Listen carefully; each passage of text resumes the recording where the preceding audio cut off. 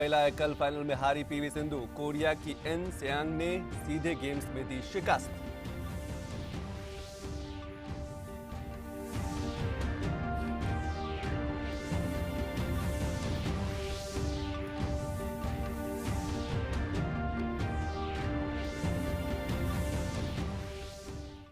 नमस्कार, मैं हूं संतोष चौधरी। खबरों पर विस्तार से नजर डाल लेते हैं। हिमाचल प्रदेश में पात्र नागरिकों को कोविड-19 वैक्सीनेशन की दोनों खुराक देने के 100% लक्ष्य को प्राप्त करने का गौरव प्राप्त कर लिया है।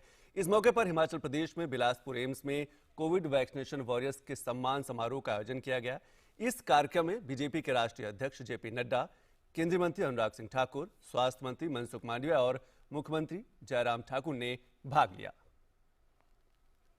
इस मौके पर हिमाचल प्रदेश के मुख्यमंत्री जयराम ठाकुर ने कहा कि प्रधानमंत्री मोदी की पहल से हिमाचल की धरती पर एम्स जैसा अस्पताल का निर्माण किया गया, जिससे राज्य के लोगों को काफी फायदा होने वाला है।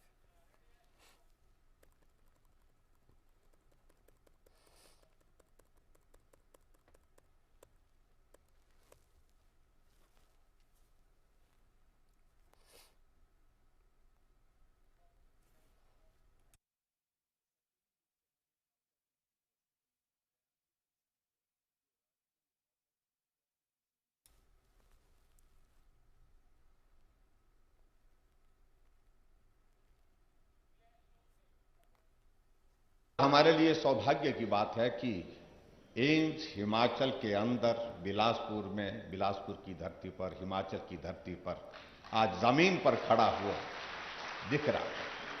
और विशेष तौर से इसके लिए मैं आभार व्यक्त करता हूं, जहां आदरणीय प्रधानमंत्री नरेंद्र भाई मोदी जी ने इस महत्वपूर्ण संस्थान का यहां पर शिलान्यास करने का जब कार्यक्रम किया था और आज एक बेहतरीन शुरुआत हुई, और उस शुरुआत के तौर पर ओपीडी की शुरुआत होना, यह अपने आप में मैं समझता हूं कि एक बहुत बड़ी बेहतरीन घड़ी है हमारे हिमाचल वासियों के लिए।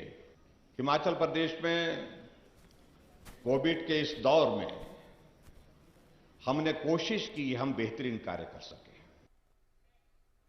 और केंद्रीय मंत्री अनुराग सिंह ठाकुर ने कहा कि हिमाचल प्रदेश देश का ऐसा राज्य बना है जहां सभी पात्र नागरिकों को वैक्सीन की दोनों डोज लगाई गई है।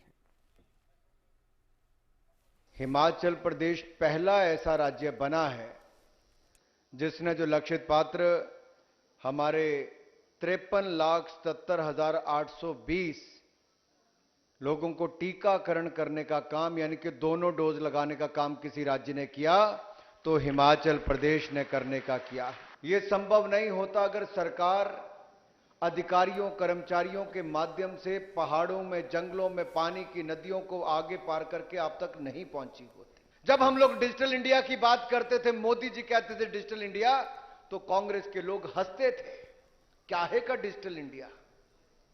लेकिन आज मैं कहना चाहता हूं, अगर लॉकडाउन के समय में बच्चों को पढ़ने का अवसर मिला, हमको एक दूसरे से बात करने का अवसर मिला, तो ये जो गांव-गांव में ऑप्टिकल फाइबर और टावर लगाकर आपको डेटा देकर मोबाइल की सुविधा से लेकर बाकी सब करने का काम किया, तो ये नरेंद्र मोदी जी की सरकार के समय होने का काम है।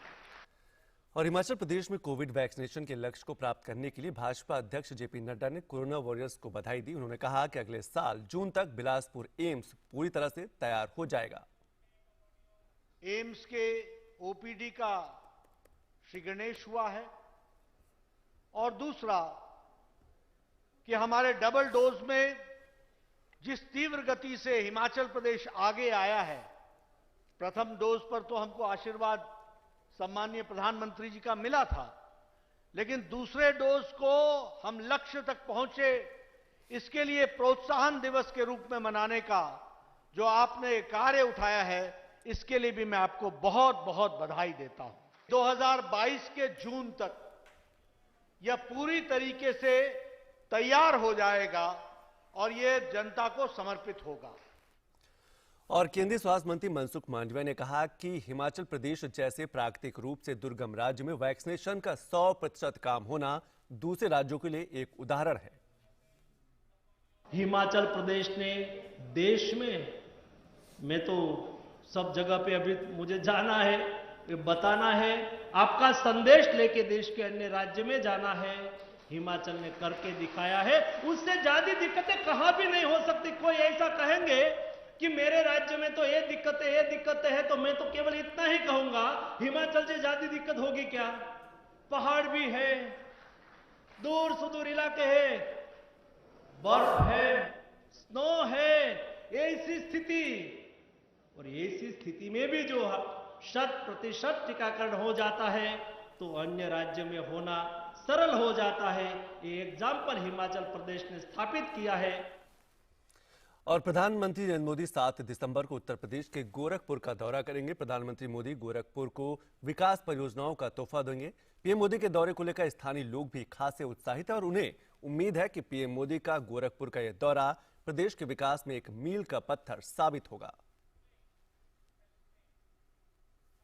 माननीय प्रधानमंत्री जी और योगी जी के इस प्रयास से फर्टिलाइजर कारखाना शिलान्यास होने के बाद अब रिकॉर्ड समय में उत्पादन की ओर आ गया है और उसका लोकार्पण होने जा रहा है। माननीय प्रधानमंत्री जो था अगले 7 तारीख को 7 दिसंबर को, और एक क्षेत्र के लिए खेती के लिए तो अपनी बात है, लेकिन रोजगार सृजन का एक बहुत बड़ा